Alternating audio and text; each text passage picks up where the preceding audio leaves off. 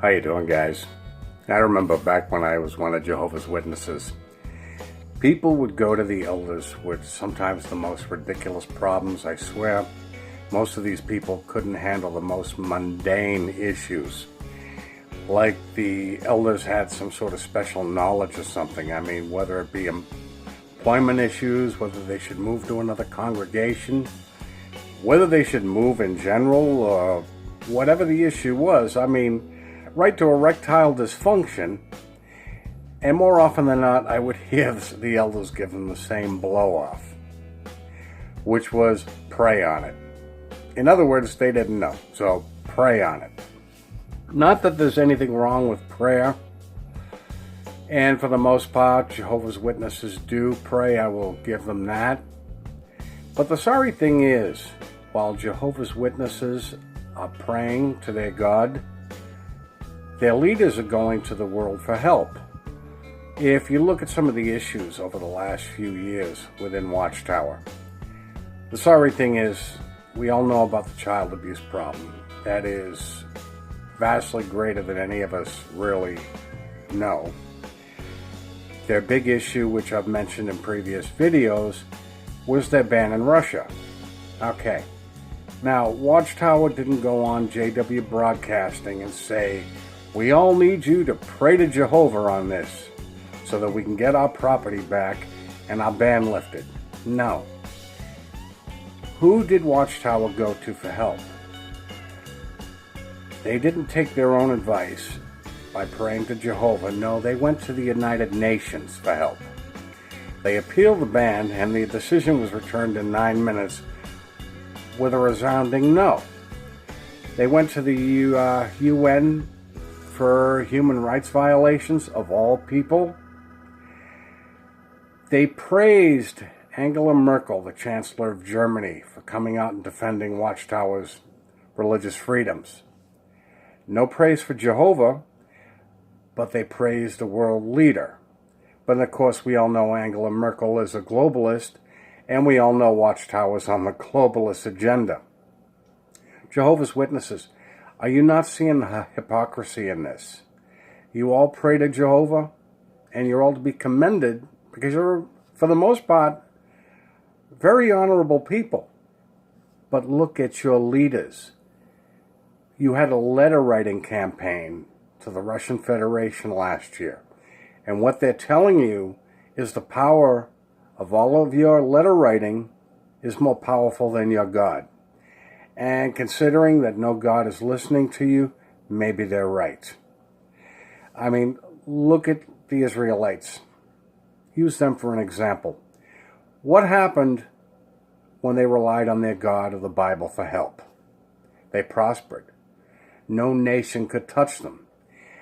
One angel sent by the Almighty destroyed 185,000 Assyrian soldiers.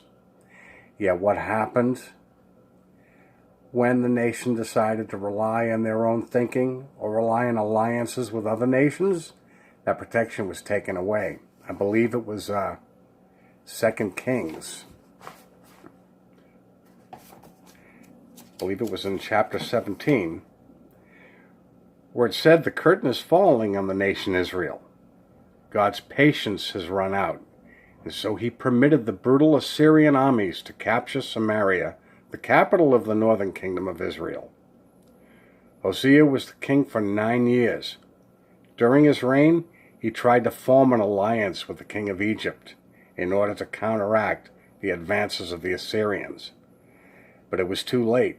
Assyria was God's instrument of judgment against his people Israel.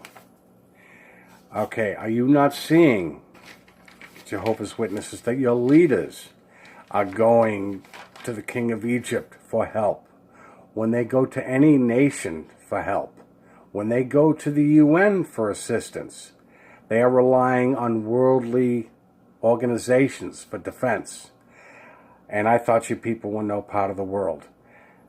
You pray to Jehovah, and they go to the UN. There's a scripture in Luke chapter 13 that you are all familiar with, and you're not even realizing that it's applying to you, where it says, "And now look, your house is abandoned, And you will never see me again until you say, blessings on the one who comes in the name of the Lord.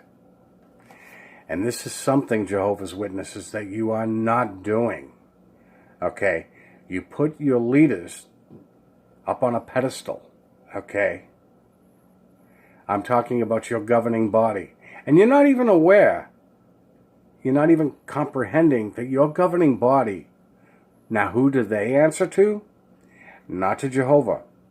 They listen to their rulers, the real rulers of your organization, the boys in Pennsylvania, the board of directors, and yes, you do have them, the money men that direct your governing body where to go. Okay? They have no insight from Jehovah. They have no insight from any deity. They listen to these men in Pennsylvania. You know, it's funny. Both the Unreluctant and both Denise Hedberg last week brought out something. Again, Watchtower going to the world for help. I caught both their videos, and maybe you're not aware of it, or even if you know this organization exists, where Watchtower in Europe has joined the OSCE, which is the Organization for Security and Cooperation in Europe. So now what are they trying to do? Basically what they're viewing is these YouTube videos, car crashes, and Kingdom Hall invasions as hate crimes. They're trying to get protection. They're trying to do the same thing in this country. And yet, your own God will not protect you? Guys, are you not seeing this? You no longer pray to Jehovah for protection. You're allowing your leaders to go to worldly organizations for protection. Guys, look at what's going on in your organization.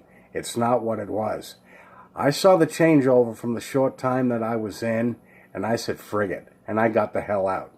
Even though people there tried to dumb me down and to reel me back in, there was just no way I could live within this bubble and be happy about it when I knew that this organization was a lie.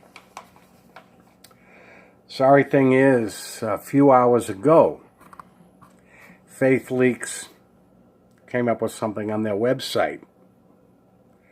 Now, you remember Faith Leaks about a month ago. And where it said, we were recently contacted by the Brimfield, Massachusetts Police Department. The elders of the Palmer congregation called authorities to investigate the theft of the docs leaked from their congregation last month. Yet they didn't contact police to investigate the child sex abuse outlined in those docs. Okay, I read the letter a couple of weeks ago on this. And that's true. The elders of this congregation called the police because of the leaked docs. But it was what was in those docs that they never called the police on. So they see this more of a crime. Yet they do not view child molestation as a crime. Guys, look at your whole organization. Remember your teachings over the last decade, okay? Your organization is now part of the whore of Babylon, okay? I'm going to give credit and the benefit of the doubt that this organization did at one time have the favor of the Almighty. But let's face it, guys. Its sins within the organization have massed all the way to heaven. It no longer does. It's done. Okay? Do you remember what happened when the Christ came to Israel? And he died. Okay? How many of the Israelites kept with the Mosaic laws? Even though that was a done deal. It was no longer in effect. But they kept on going for this dead organization that died with the Christ. Rather than follow the Christ, they stuck with a dead organization. Jehovah's Witnesses, pull your head out of that little bubble, okay? I was in there one time myself, and there was no way I could live a lie. Anyways, that's all I get to say on this, guys. But all I can say, guys, do your research on it. Get the hell out. Your organization is done, okay? Leaving the organization contrary to popular belief, is not turning your back on God. This is what Watchtower wants you to think, so you stay in an organization. Since when does the Almighty need a corporation to get his will done? He doesn't need you. He doesn't need me. He certainly doesn't need a corrupt corporation. Anyways, guys, that's all I got to say. But leave your comments below, and I'll be talking to you soon.